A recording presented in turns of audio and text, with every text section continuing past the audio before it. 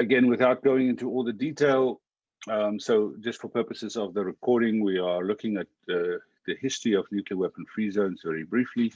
Following Tlatelolco, it set up a series of other nuclear weapon-free zones, and they coincided with a number of international events, most notably nuclear testing. So you would find, India detonated its peaceful nuclear explosion in 1974. Pakistan introduced a resolution calling for a nuclear weapon-free zone in South Asia. Soon after, India, Iran, and Egypt co-sponsored a resolution calling for a zone in the Middle East. Then, you see the developments in the South Pacific, and very importantly, the U.S. closure of its base in the Philippines. U.S. bases, U.S. does not declare whether it has nuclear weapons on its bases or not. And when that base was closed, it paved the way for a very, very important nuclear weapon-free zone in Southeast Asia. We already had a brief discussion about what happened in South Africa. That cleared the path for establishment of a nuclear weapon-free zone in Africa. And then also similarly in Central Asia, where there was eventually a nuclear weapon-free zone established. Very interesting also, Mongolia established itself as a nuclear weapon-free status, a single state, which is extremely significant. There are some criteria for establishing nuclear weapon-free zones. And going back to, again, after especially the Indian test, after Pakistan, after Iran and Egypt introduced resolutions, the General Assembly basically defined the establishment must come as a result of an agreement between states. I apologize for noise in the background here. I'm living at a construction site. There's an agreement between states on the total absence of nuclear weapons, together with a mechanism to verify it, right? And so the United Nations Special Session on Disarmament, SSOD1, in 1978, came up with this phrase that nuclear weapons-free zones must be established on the basis of arrangements freely arrived at among states of the region concerned. So you can't just put together a group of states from all over the world and say they are a zone. It must be a region, but you cannot force states to do so. So this is obviously important in the context, say, of a Middle East zone. So you cannot have a zone without Israel being part of the zone, right? They highlighted some important points. Again, from the state and the region, must be legally binding. Obviously, there must be no nuclear weapons in the zone. There must be a verification system. It must be a clearly defined geographical area and must be recognized by the General Assembly. The United Nations Disarmament Commission in '99, and I was part of this negotiation, discussed further guidelines. Again, I'm not going to go into all the detail, but there's some interesting ones that I would just want to highlight. Must be in conformity with international law, especially the United Nations Convention on the Law of the Sea. Now, this gets complicated, especially if you look at Tlatelolco's definition. Alain will show that more in detail, but you also look at the definitions of the Southeast Asian zone, the Pacific zone. They cover large parts of the ocean. So there continue to be some controversy about that. Also that, and again, in terms of international law, one treaty cannot change what another treaty is doing. So obligations under existing and regional international arrangements must be respected. Now this gets complicated again when you start talking about security arrangements such as NATO or the arrangements between a treaty between Russia and Kazakhstan. And I'll get into that a little bit later. Clearly defined boundaries. There's some discussion about that too, and we can talk about that in the context of the Central Asian zone, but also in the Middle East. Nuclear weapon states, and particularly the United States, obviously need to support the zones, and they are legally required to sign protocols to the zones. And for that reason, they obviously evaluate the zones and give their inputs, although they don't participate in the negotiations. Maybe with the exception of Tlatelolco, and Alain can help me out, they have been witnesses or observers to the negotiations of the other zones.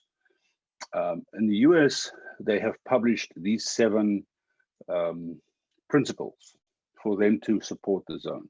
And they're basically the same as kind of the UN principles. I just want to highlight the 2 ones in yellow, 4 and 6, that they shouldn't infringe on existing security arrangements.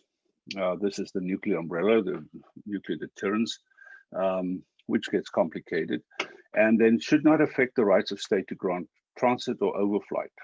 Again, the US flies nuclear weapons all over the world, and whether you like it or not, this is their policy. This gets complicated as well. So there's a clear relationship between nuclear weapon-free zones and the NPT, but there's also a big difference. So during Sarah's talk last week, she may have mentioned that, Article 1 of the NPT prohibits states from nuclear weapon states from sharing nuclear technology with non-nuclear weapon states, right? The nuclear weapon technology. But it's very vague. Can they actually place nuclear weapons on the territory of a non-nuclear weapon state while the nuclear weapons are actually still under control of the nuclear weapon state itself? In the case, say, the United States with nuclear weapons in Europe. So this so-called nuclear sharing. Well, under nuclear weapon-free zones, that is banned. You cannot do that. Of course, nuclear weapon-free zones reinforces the non-nuclear weapon states' obligations under Article 2, not to acquire nuclear weapons, Article 3, safeguards. And it is very much, as Ambassador Robles pointed out, a route to achieving complete nuclear disarmament in this sort of building block approach. It complements the NPT by enhancing transparency and confidence. I think in South Africa's case and in the African region is a perfect example. Once South Africa joined the NPT, once there was a nuclear weapon-free zone, other African states felt more comfortable. And I think in the Latin American case, the same way, eventually Cuba joining both Tlatelolco and the NPT. Then the sort of Achilles heel, if I may, of nuclear weapon-free zones is the fact that if they're not recognized and supported by nuclear weapon states, then they become a little bit ineffective. So therefore, they have protocols that are open for signature by the nuclear weapon states, and nuclear weapon states then pledge to respect the zone and abstain from threatening members with nuclear weapons, from not placement of nuclear weapons on the territories, and not obviously to share nuclear weapons with these states. But I think I mentioned before when we spoke about the Fissile Material Treaty, the nuclear posture review of the United States, and the last one was issued in 2018, and of course there will be a new one under the Biden administration. But it says that the United States will not use or threaten use of nuclear weapons against non-nuclear weapon states that are party to the NPT and in compliance with the nuclear non-proliferation obligations. Well, so it might at first reading sounds fine to you, but it's actually a caveat. So if you, who determines whether you are in compliance with the nuclear non-proliferation obligations, right? So, and that has changed. So that is a little weakness in terms of how the US, but also other nuclear weapon states consider their obligations under the nuclear weapon-free zone treaties. This is just an interesting map showing kind of three things. It shows the nuclear weapon-free zones in brown. It shows the nuclear weapon states in kind of orange. But it also shows with the stars the states that are required to ratify the CTBT. And it again shows how the two treaties, the two concepts of nuclear weapon-free zone, a test ban, are designed to kind of squeeze the nuclear weapon states into a category, right? So let's quickly look at existing nuclear weapon-free zones. Covers the territories of 119 countries and most of the Southern Hemisphere. This is a map created by the Office of Disarmament Affairs of the UN. And it also shows other zones that are not necessarily occupied by humans. So we have the Antarctic Treaty, which is effectively a nuclear weapon-free zone. We have the Outer Space Treaty, which has an element in it that banning placement and detonation of nuclear weapons in outer space. And we have the Seabed Treaty. But we're not going to focus on those today. We're going to briefly look at some of the others.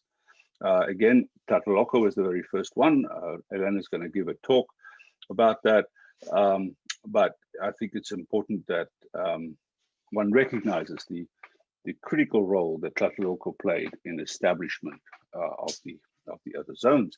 Of course, I would like to highlight here, of course, this is the parameter, the defining lines of Tlatelolco, and it has no restriction on the high seas, but you know, one can argue that there is an Achilles heel in here when you think of the Malvinas Islands, which obviously is claimed by the United Kingdom, a nuclear weapon state.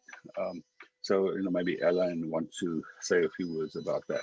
Moving on to the South Pacific zone, which was created as a direct response to nuclear testing, especially by France, the UK, and the US, and therefore it bans testing.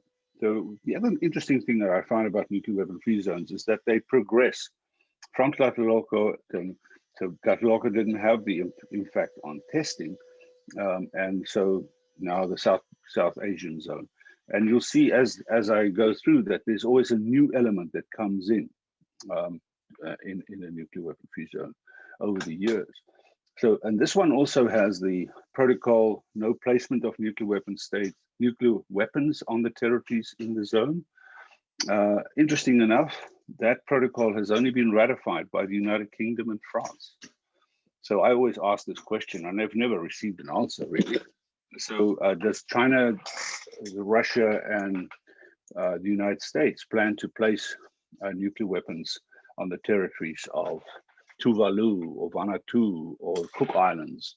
So you kind of wonder what's the deal there. Even more significant is that the United States is the only one of the 5 nuclear weapon states under the NPT that has not ratified the protocol not to threaten these states with nuclear weapons or not to test in the territory of these states. So you can again ask, is there some reason for that?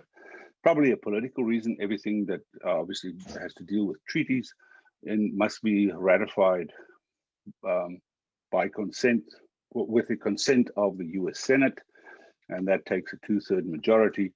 And as you have, I'm sure, very well know, the politics in this country is extremely divisive. So I don't think there's necessarily an intention by anyone in the United States to test again in the South Pacific.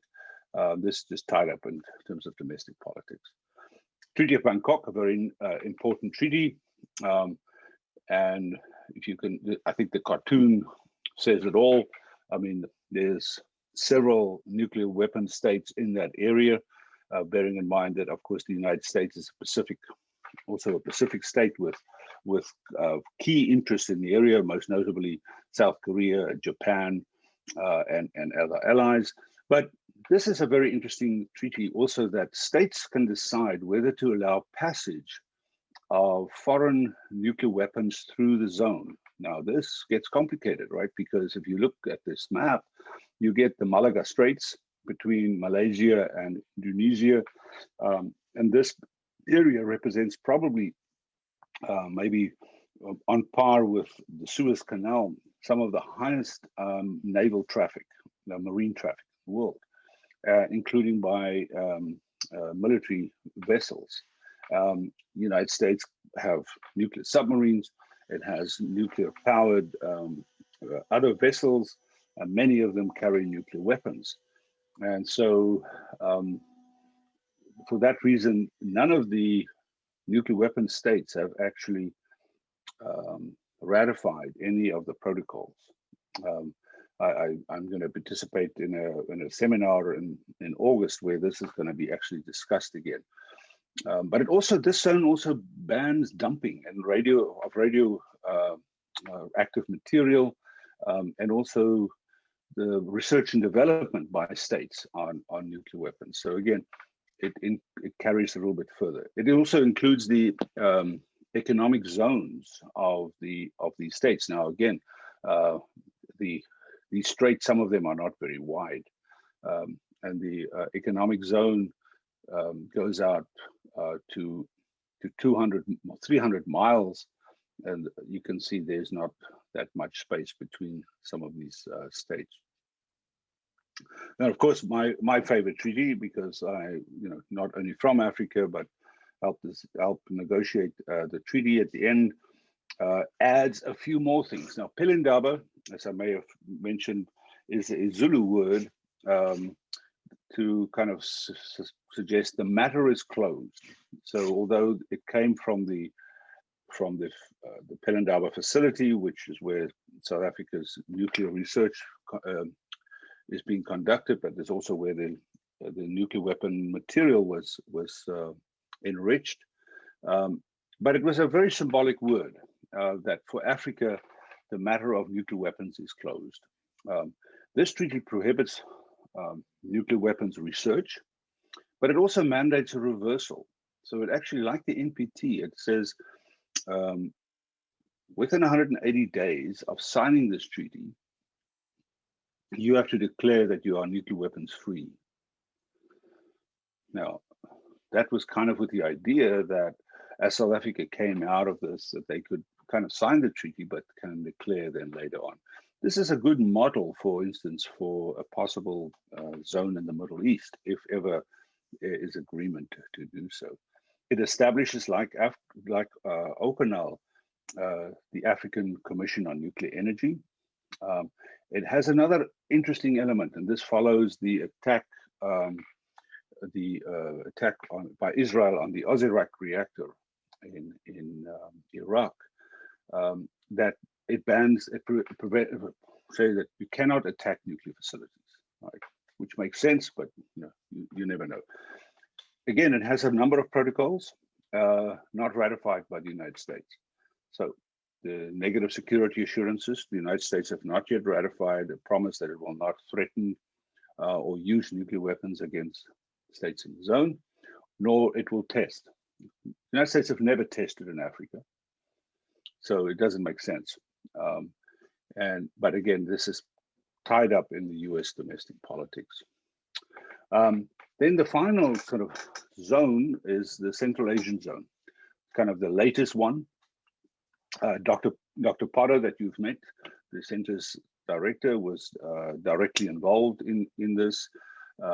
In fact, I think the final negotiations actually took place here in Monterey. But this one adds, we just spoke about the additional protocol. So this adds as a requirement for states, not only to have comprehensive safeguards in place, but also have the additional protocol in place, which is something that the NPT doesn't require, right? So, and it says compliance with the CTBT. So all the states in the zone must sign and ratify the CTBT as a requirement of this treaty.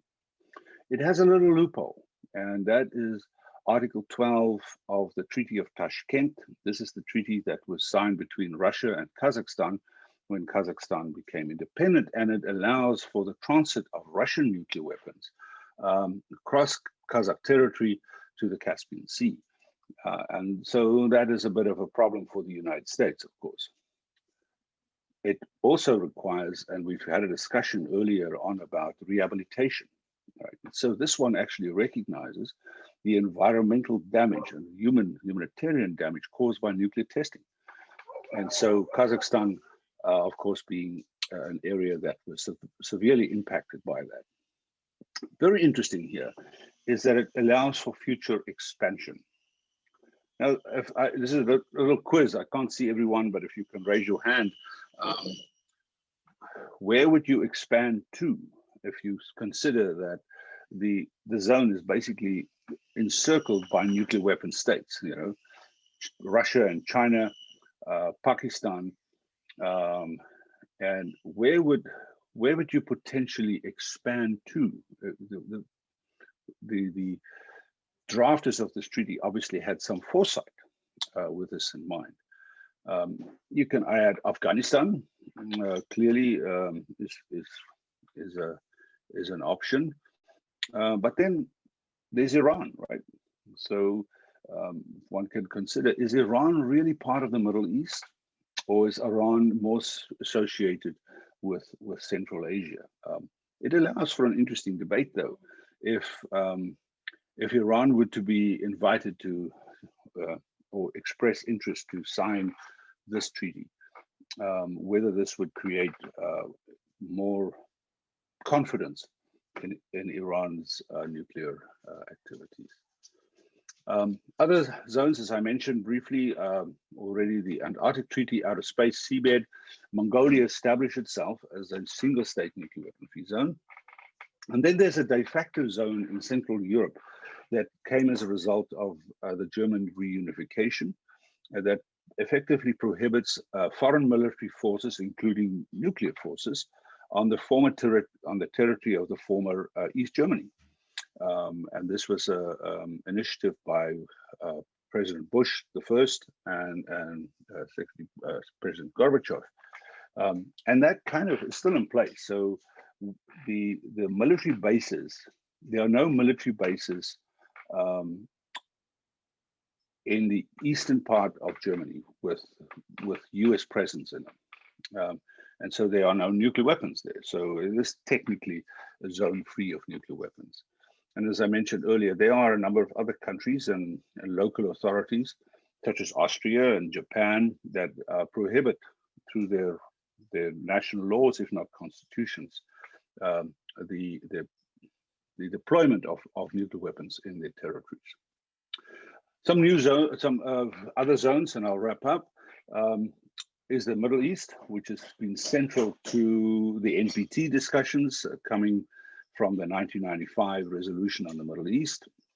But Pakistan proposed, as a direct response to India's test in 1974, a zone, and of course that kind of proposal died when Pakistan and India both tested nuclear weapons.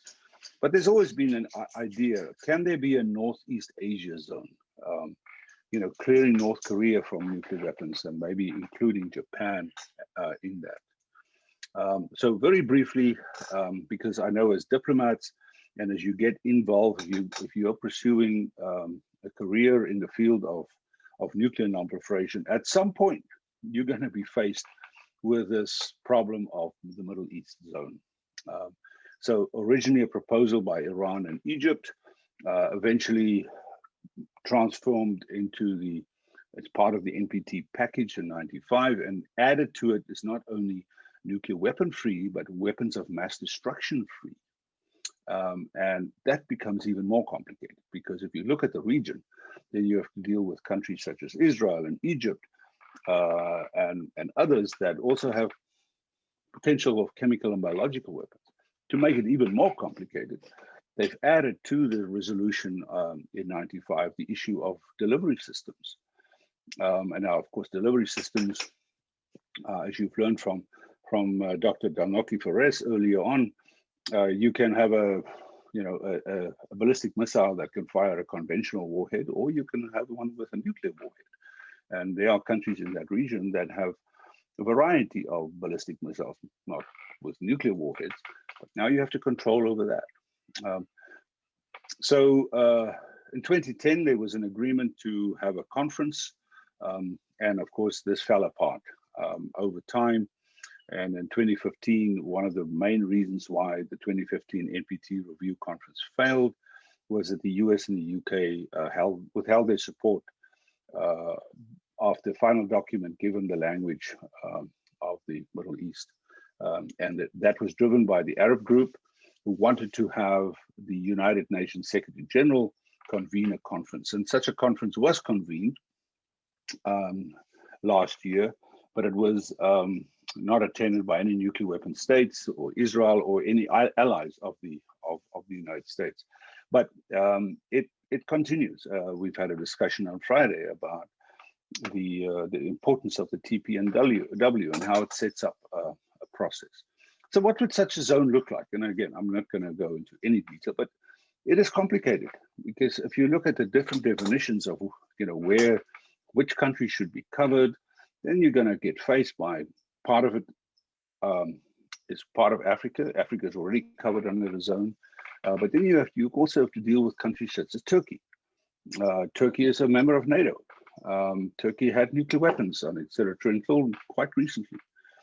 You have to deal with issues such as dismantlement, if you talk about Israel, dumping of waste, security and physical protection, etc. Just one thought here about negative and positive security assurances. So I always, and Martha will recall, we had this discussion when she was a fellow here. So nuclear weapon states are required to say, we will not use or threaten to use nuclear weapons against the parties of the zone. Well, if you're Israel and you want to now say, well, we're going to get off our nuclear weapons, we're going to part of a zone, who are you going to be concerned most? Are you going to be concerned that the United Kingdom or France or Russia or China are going to threaten you with nuclear weapons? Or are you going to be concerned about Pakistan? And then, of course, then you say, well, Pakistan is not recognized by the NPT as a nuclear weapon state, but clearly you will have to get Pakistan to promise not to attack Israel. So this makes for at least an interesting discussion. Major obstacles, of course, Israel is the biggest obstacle in this whole process. But other weapons of mass destruction treaties, such as the BWC and CWC. Syria joined the CWC, but they're still concerned about the use of chemical weapons. And of course, then the ongoing Arab-Israeli conflict. And so I think the quote by former Prime Minister Netanyahu, as far as nuclear weapon-free zones, when the lion lies down with the lamb, you don't need a new lamb every day to satisfy the lion, then we might have this kind of transformation in the Middle East, basically saying this will never happen. I am less pessimistic, but I think it's going to take a long, long time before we see the conclusion that is over. I would just wrap up by saying that I think there was an opportunity to talk about possibly establishing a North or a Korean zone free of nuclear weapons. There, in fact, is a treaty that was not really implemented on the denuclearization of the Korean Peninsula. But it's an interesting concept if you think that if there could be such a zone, starting with a no-test zone, creating confidence. But you can use this mechanism to say to the North Koreans, well, if you are willing to start talking about giving up nuclear weapons, we can provide with security assurances and say we will not threaten you or so on. Could be a grand bargain, but I think given the time that it's now taken for North Korea to basically acquire a full nuclear weapons program, it might be too late. So that's my my talk. So thank you very much, Martha, and I look forward to hearing from Alain. I will. Well, first of all, thank you, Jan. Thank you, Marta Mariana, for the very kind introduction.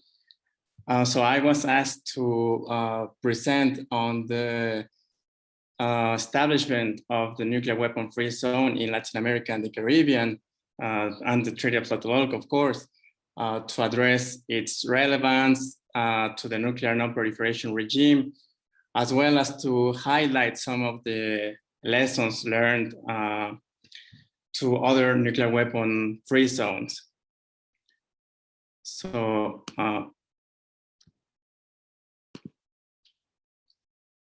first, I will try to provide just like a brief historical background. Then I will briefly mention like some of the main provisions of the Treaty of Tlatelolco. And finally, I will move on to present some of the highlights of the treaty that will allow us to understand why is the Treaty of Tlatelolco relevant and why it still is relevant as a fundamental component of the nuclear non-proliferation regime. I think I stopped. Okay.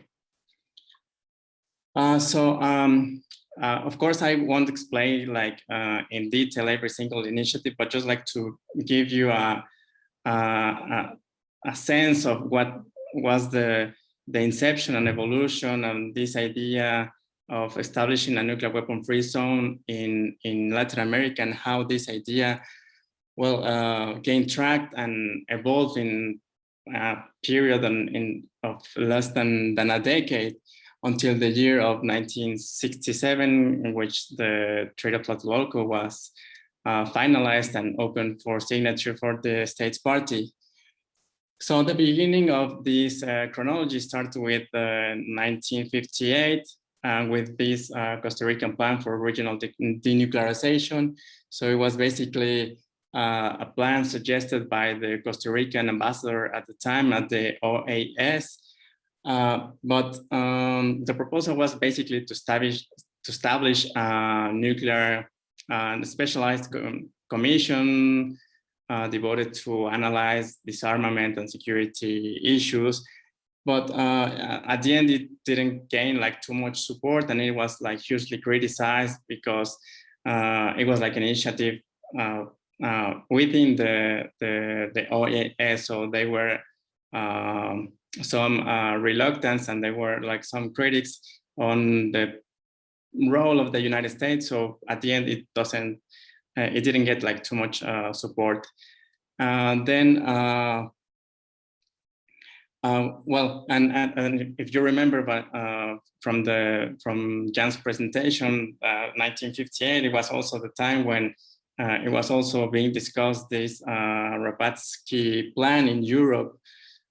So it was pretty much the same time. Also, in 1962, it was also this other initiative mentioned by Jan, and how this Brazilian diplomat was influenced when he was posted in Africa about the draft resolution submitted to the first committee of the UN General Assembly. So that was like the first attempt to move forward within the General Assembly and to really gain track this initiative. Then, of course, there was the issue of the Cuban Missile Crisis, also known as the Caribbean Crisis, in 1962. Just like a month later, it was this resolution submitted by the Brazilian diplomat. A year later, it was this initiative by the President of Mexico and supported by other 5 presidents, this joint declaration for the denuclearization of Latin America. And actually, it was also like I think the highest level positioning political declaration that really put into track this idea of establishing the Tlatelolco Treaty and the notion of the nuclear weapon-free zone in Latin America. Also, just like for you to take into consideration the time frame is 1962, 1963. So Jen talk about the huge role that played Ambassador Garcia Robles in really being the architect of this treaty. So it was also a matter of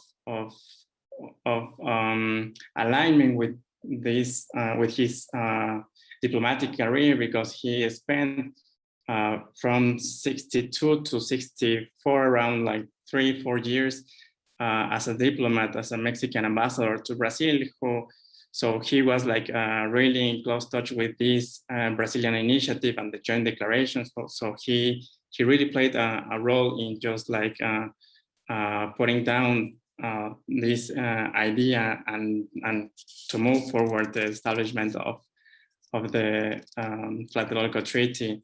So for that reason, he was actually the main diplomat, the president of this preparatory commission for the decolonization of Latin America, which was the president of OPANAL, and the entity really in charge of providing all the details of the procedural, the institutional settings of what the Tlatelolco Treaty looked afterward. So I'd just like to briefly end up with this part. This joint declaration was also endorsed by the UN General Assembly. So it was and recognized us, and the United Nations really encouraged the Latin American states to conclude such zone. So clearly the initiative at that time, it was already like gaining traction. So for that reason, another Latin American states decided to join this effort. So I took a little bit of those preliminary meetings and preliminary bodies that really defined the Tlatelolco Treaty, the content, and how the decision-making process will take place. So it finally, this preparatory commission ended up with unanimous adoption of the text of the treaty on the 12th of February. And 2 days later, on the 14th, it was open for signature.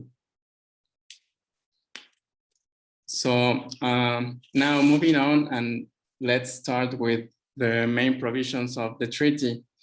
So the first part, here you have on your left side the preamble, which is not declarative and not a matter of rhetoric. So in that part, you really find like the principles and the goals and objectives behind the Tlatelolco Treaty. As any other international instrument, it should be read as a whole. The preamble and the provisions and the additional protocols that I will touch upon later on. But with this holistic reading of the treaty, you will notably get the sense of the aims of the treaty. But more importantly, and I will ask you like to remember these 4 aspects for the specific contributions of the Treaty of Tlatelolco after that.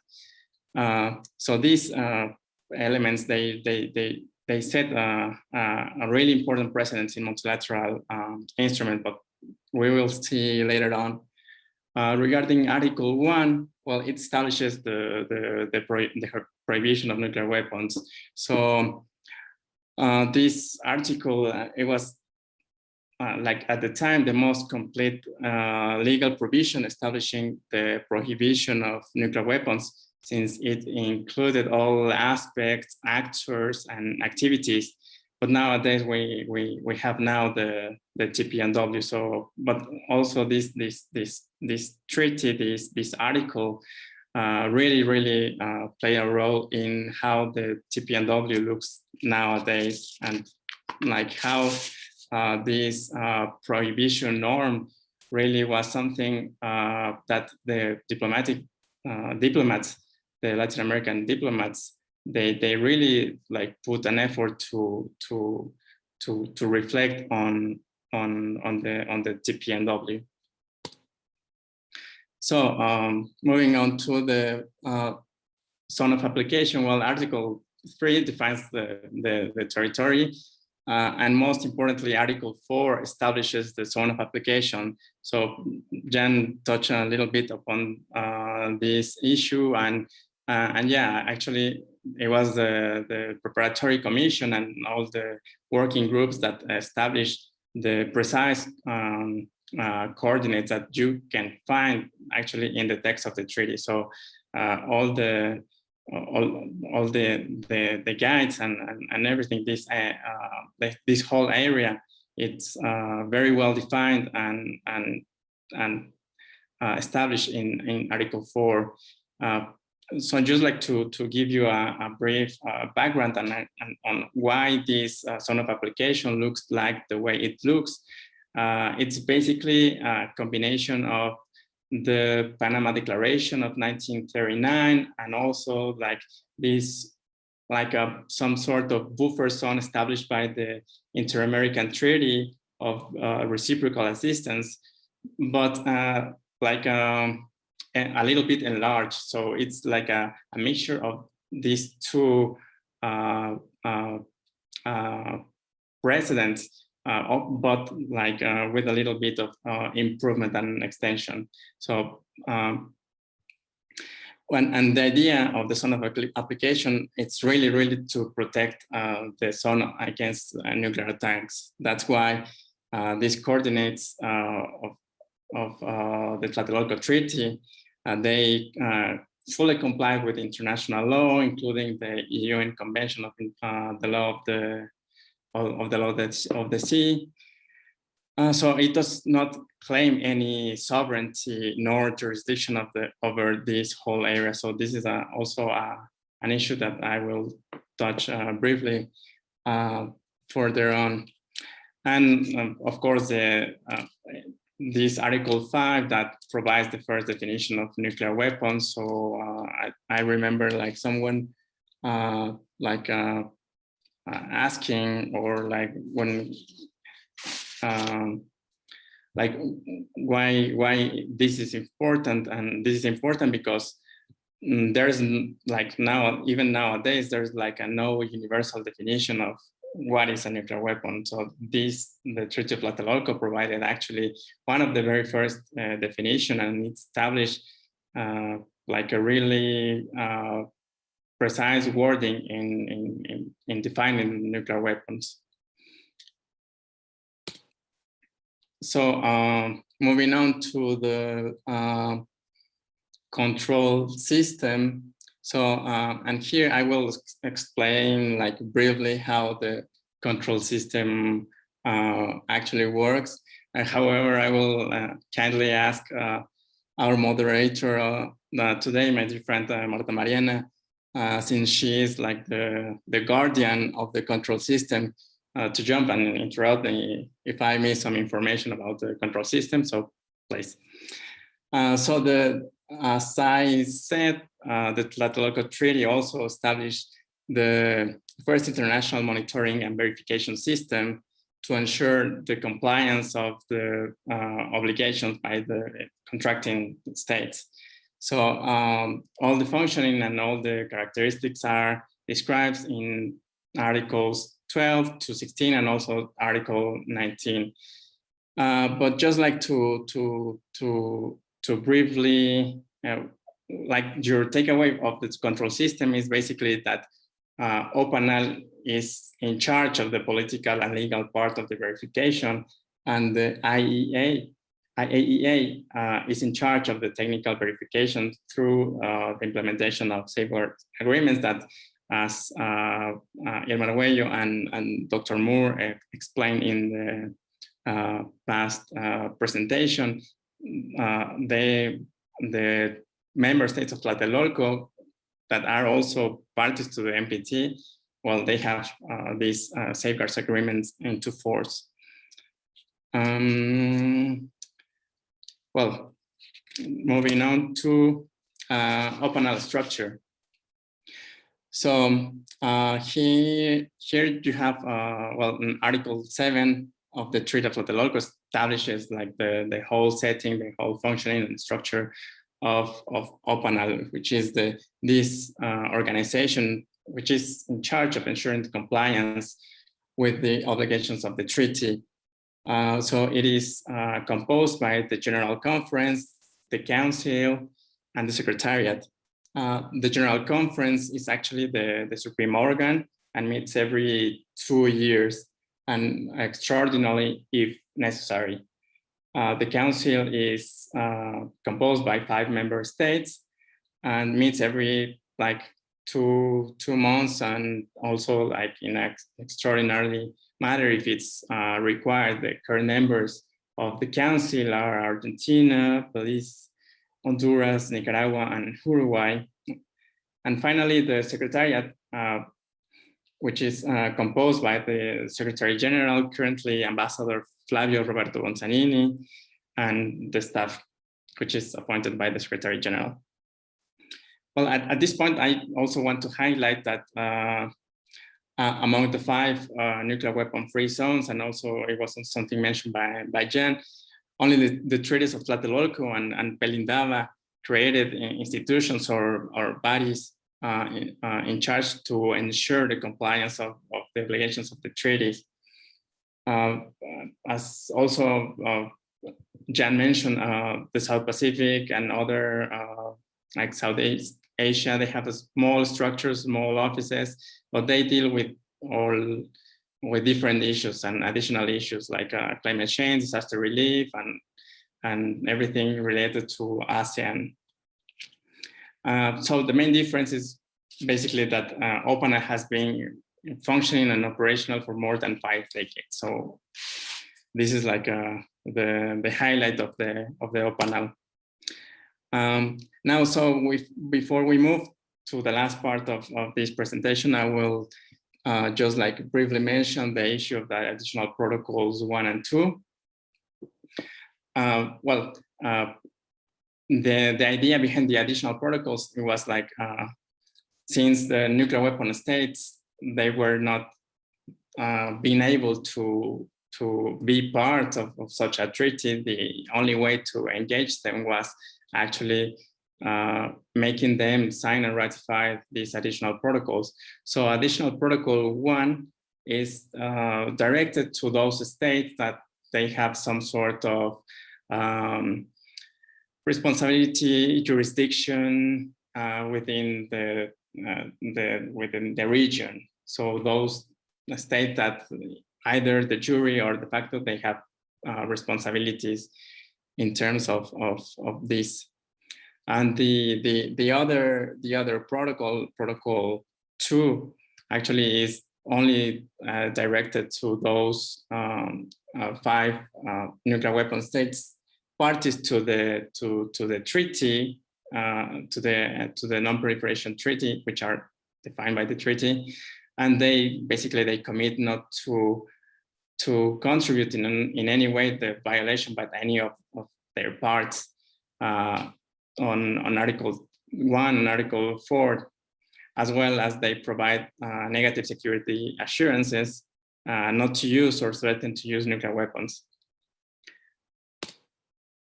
So, well, just like to briefly, the issue of the additional protocols, it's something like really important for OPANAL, for the member states, because even if the Tlatelolco Treaty is actually the only treaty to which the nuclear weapon states have fully signed and ratified these protocols, they made interpretative declarations by the time they signed or ratified the protocols. So in fact, and according to the Vienna Convention of the Law of the Treaties, these declarations constitute, in fact, reservations, which are like contrary to the spirit and to the goals of the Tlatelolco Treaty.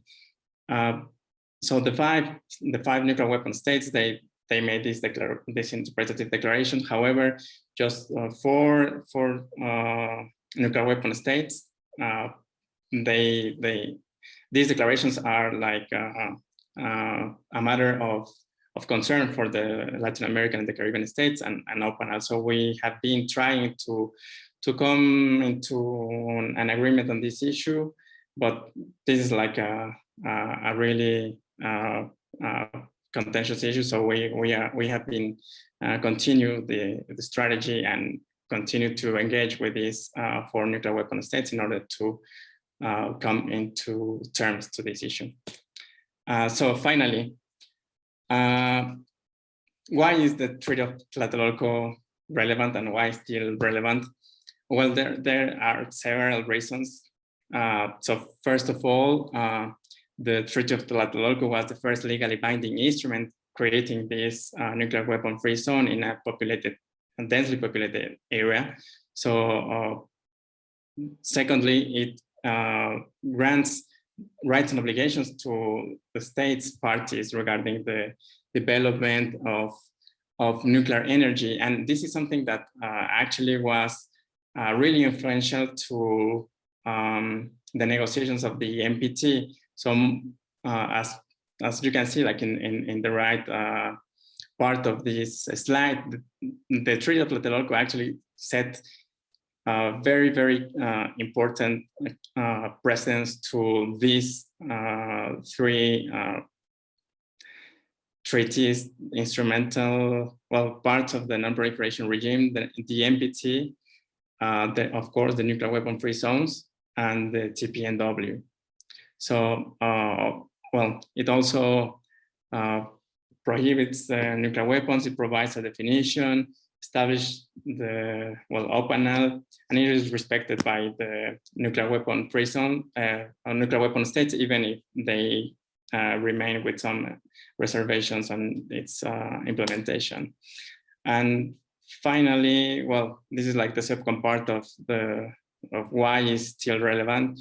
So last week, when we divided into breakout groups, some of our colleagues, they were actually very curious in knowing, well, they actually identified like as part of the key challenges to the nuclear non-proliferation regime and some challenges for the region, like how to amplify the voice of Latin American countries and how to really change the mindset of nuclear weapon states and how to advance nuclear disarmament. So this is another element of why the Treaty of Tlatelolco is important, because it provides this political capital and the moral stature to really being involved in multilateral negotiations.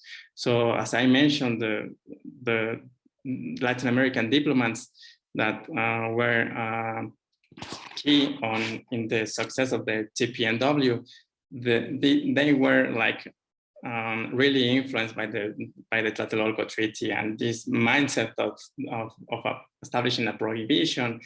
It really went into this their mindsets in order like to try to reflect that norm into the new Prohibition Treaty. Also, OPANAL provides this platform through which the Latin American states can articulate joint positions on nuclear disarmament. So these exercises happens here at OPANAL at least twice a year. One is this International Day for the Total Elimination of Nuclear Weapons, and the other is the communique as part of the commemoration of the Tlatelolco Treaty. And well, OPANAL also participates in several different fora. It participates in the NPT Review Conference, a process, also in the IEA General Conference and the Conference on Disarmament. But the really new thing and the important thing is that now OPANAL, the Treaty of Tlatelolco, is also coordinating joint positions with other nuclear weapon-free zones. And as an example, we can see this joint communique just recently in 2021 in January, when the TPNW entered into force. And that was like the very first time that two heads of entities of nuclear weapon-free zones, they actually provided a joint position on a single matter. So that was part of the new issues of the Treaty of Tlatelolco and OPANAL. The Agency for the Prohibition of Nuclear Weapons in Latin America and the Caribbean is an intergovernmental organization established in 1969 with the purpose of overseeing member states' compliance with the Treaty of Tlatelolco. The Treaty of Tlatelolco Tlatelolco, and therefore the agency is constituted by the 33 countries in Latin America and the Caribbean. OPANAL has its headquarters in Mexico City. The Treaty of Tlatelolco establishes the agency's three main bodies: the General Conference, the Council, and the Secretary. OPANAL is the only regional organization in the world devoted entirely for the achievement of nuclear disarmament and the non-proliferation of nuclear weapons.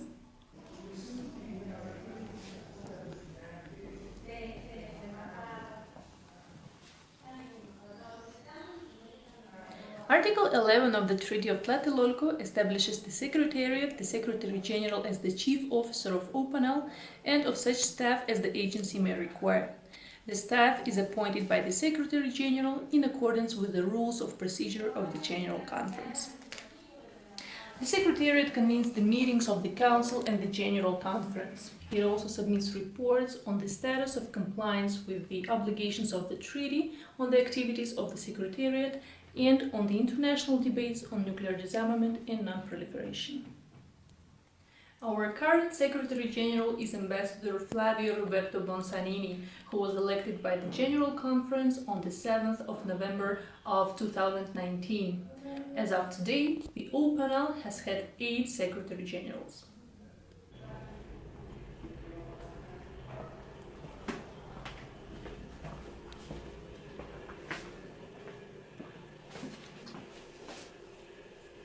The General Conference is the supreme organ of OPANAL.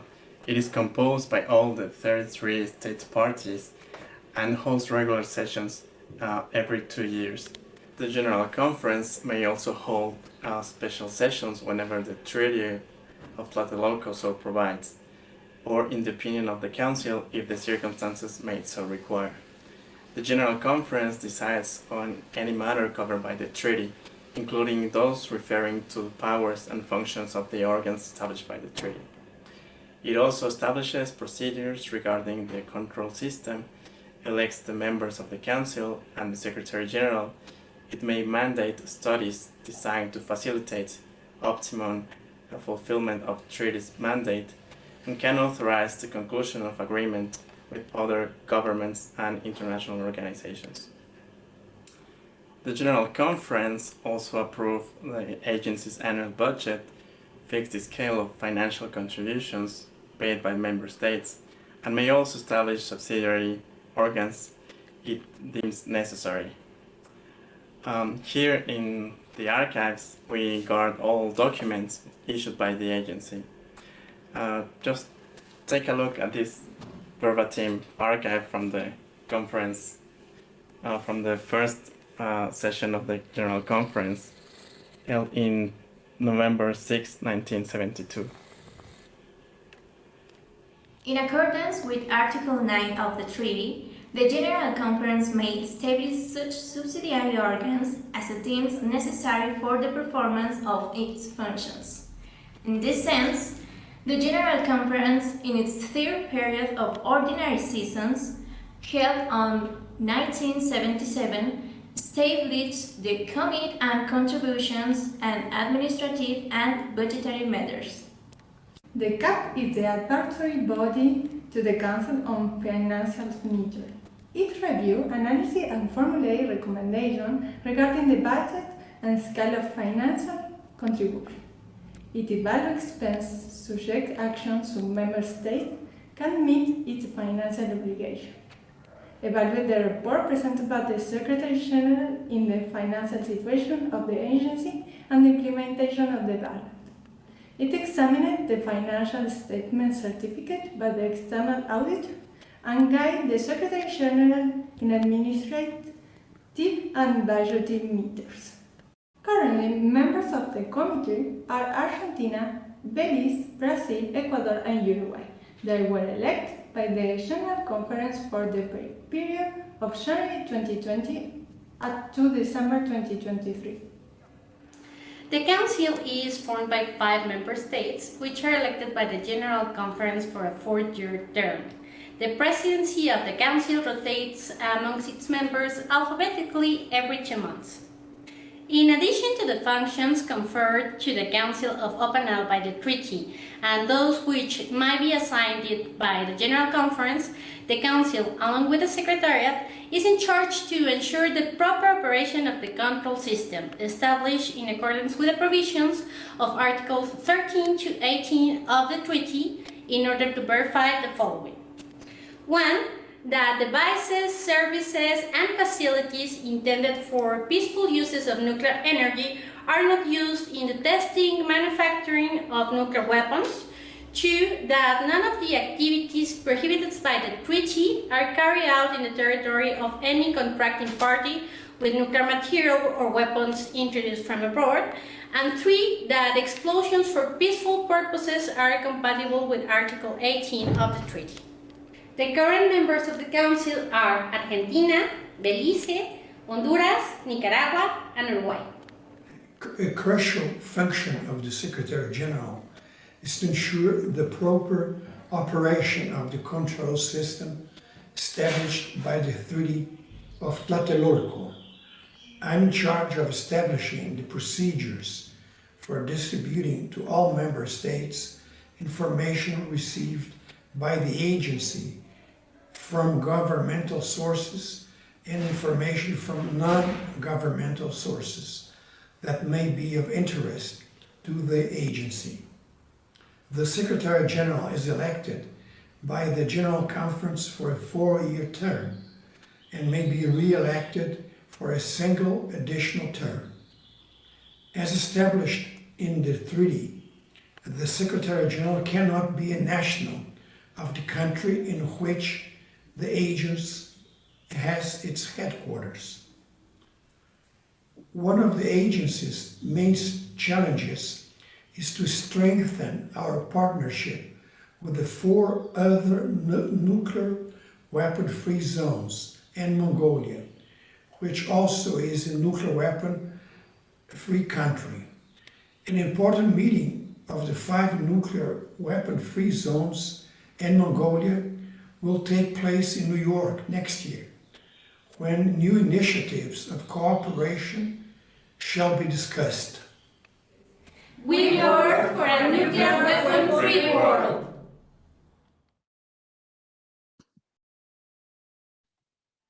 Well, that was our informative video made by the officials and the Secretary General of OPANAL. Now, I see some questions in the chat. Maria Fernanda was asking about the Secretary General's period term. I have term period. I already put the answer that is established on actually the text of the treaty in Article 11.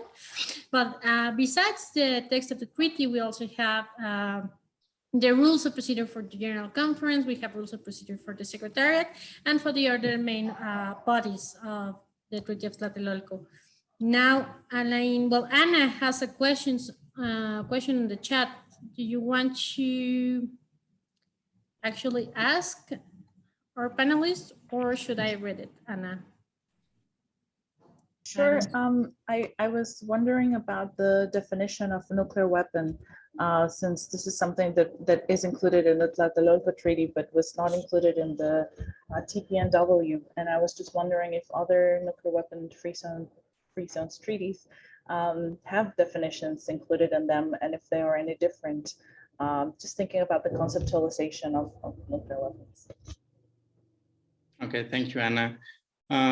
Well, to my knowledge, other nuclear weapon free zones, they refer nuclear weapons as nuclear devices, nuclear explosive devices. But I probably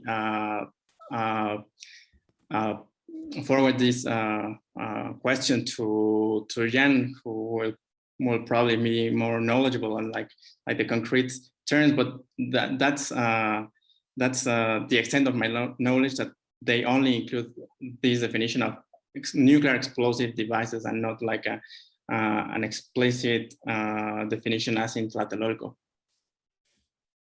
You're absolutely right. The Pelindaba Treaty, like all the others, define for purposes of the treaty nuclear explosive devices as any nuclear weapon or other explosive device capable of releasing nuclear energy, irrespective of the purpose for which it could be used. So, I mean, nuclear weapons have not really been defined anywhere, including in the NPT, given that it's very difficult to really define a nuclear weapon because, and it's also dangerous because, you know, you can get different kinds of nuclear weapons. I mean, the original definition of nuclear weapons changed when we had, you know, the development of thermonuclear weapons, for instance, and what was considered to be an atomic bomb dropped on Hiroshima and Nagasaki is certainly not the kind of weapons that we have today. It releases nuclear energy, but it's a different kind of weapon altogether.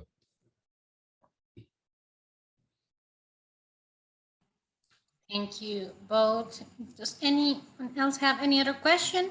I know that we're already over time, but we might have another 5 minutes for questions and answers.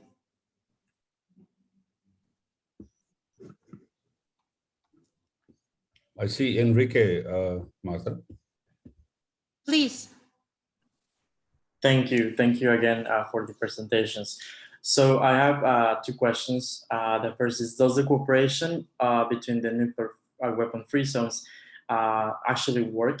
Have they altogether made a significant contribution or joint statement about a specific topic?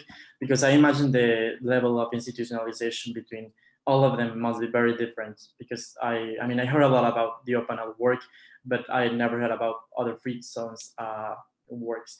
And my second question might be a bit redundant or even stupid, but I'm going to ask it anyway. So there's a lot of literature on nuclear weapon free zones, and some academics have stated that in order for these zones to contribute more to non-proliferation and nuclear deterrence, they have to be more flexible in accommodating nuclear forces. And I think this would be particularly important when thinking about free zones in the Middle East or even the Korean Peninsula. So my question is, if they move away from this Tlatelolco pure nuclear free zone model, they wouldn't be obviously anymore a nuclear weapon free zone. But do you think that current model works? Should we push more to have more nuclear free zones, or should we be more flexible, as some academics suggest? Thank you.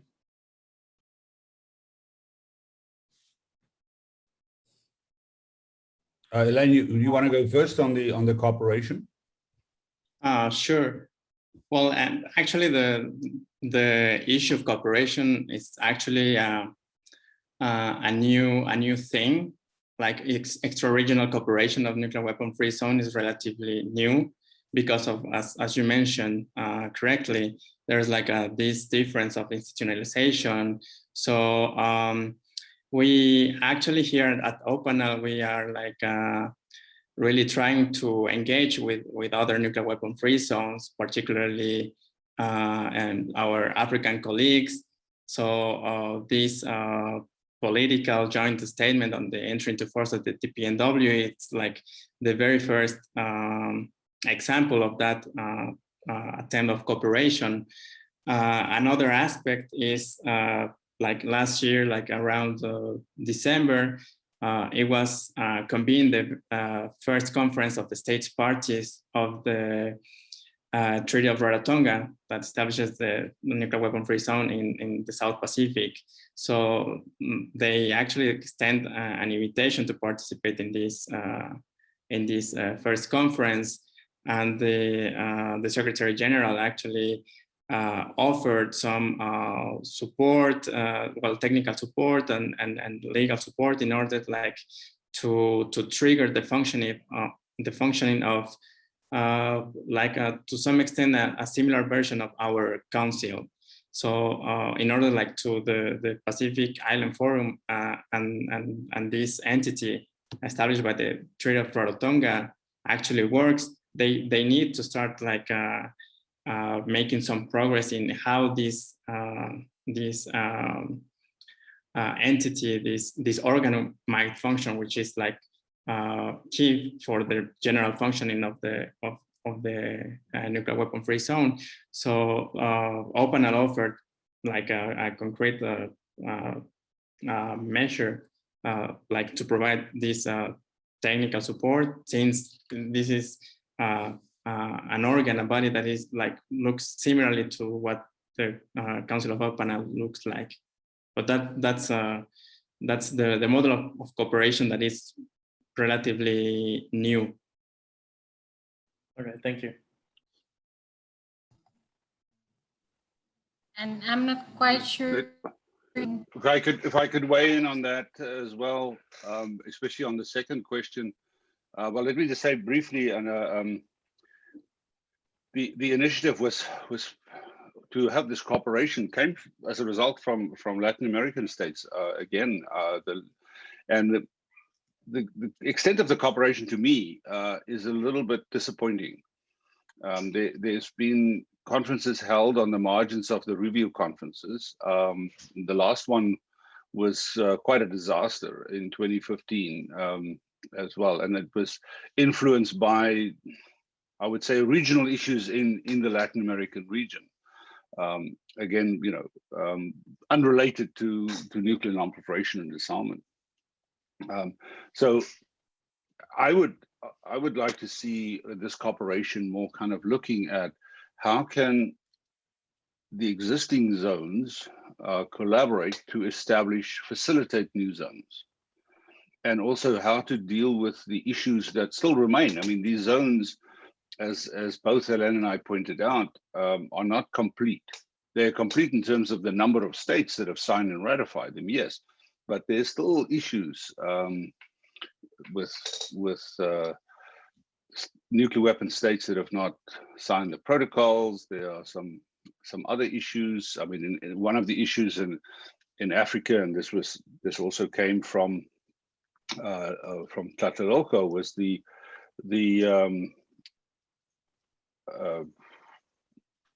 protocols that puts obligation on states, non-nuclear weapon states, with territories within the zone. These are states, obviously, with claims to territories. And some of those are still unresolved. There's issues relating to, for instance, in the case of the African zone, but it also applies in others, where the treaty includes the territory of the island where the U.S. claims to, or the United Kingdom claims territorial sovereignty of the islands just that belong to Mauritius, and that's where the Diego Garcia base is, where U.S. base is B-52 bombers that carry nuclear weapons. So all these things have to be resolved. So, I would like to more see how these conferences could, instead of just looking for a declaration to say we should all cooperate, actually look at practical ways on how the existing zones can contribute to the future zones. On your question, Enrique, about a new approach, I've actually, in one of the readings that I published, is exactly this, and that article was written many years ago. But I believe that there's a new model that is needed. I mean, the current model have kind of done what it can do. Because if you look at it, and someone, a former boss of mine, and he's quite famous, you may have read about him, Ambassador Abdul Samad Minty. He at one point at a NPT conference said that nuclear weapon-free zones are about disarming the disarmed.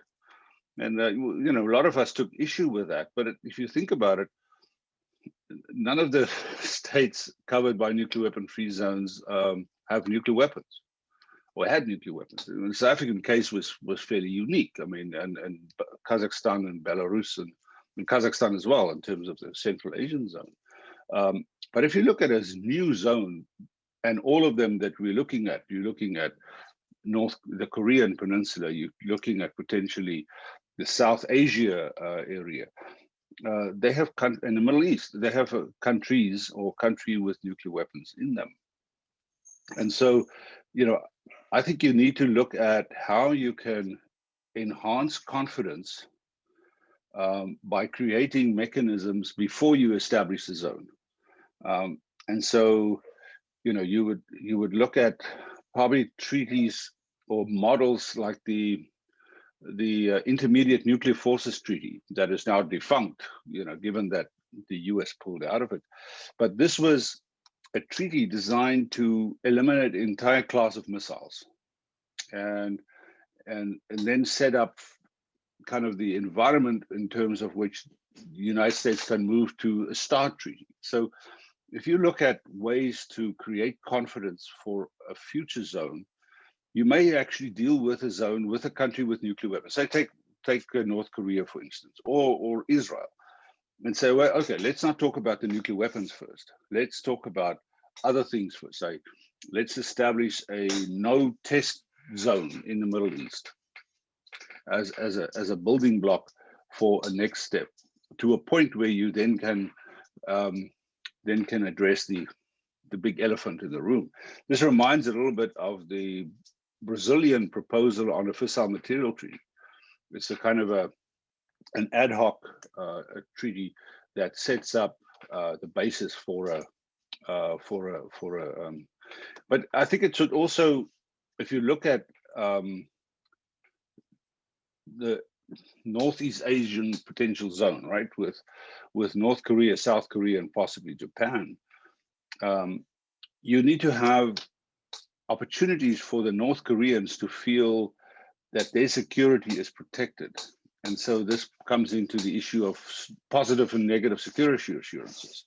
So can you provide the assurances to North Korea that if they were to give up nuclear weapons, that they will not be attacked?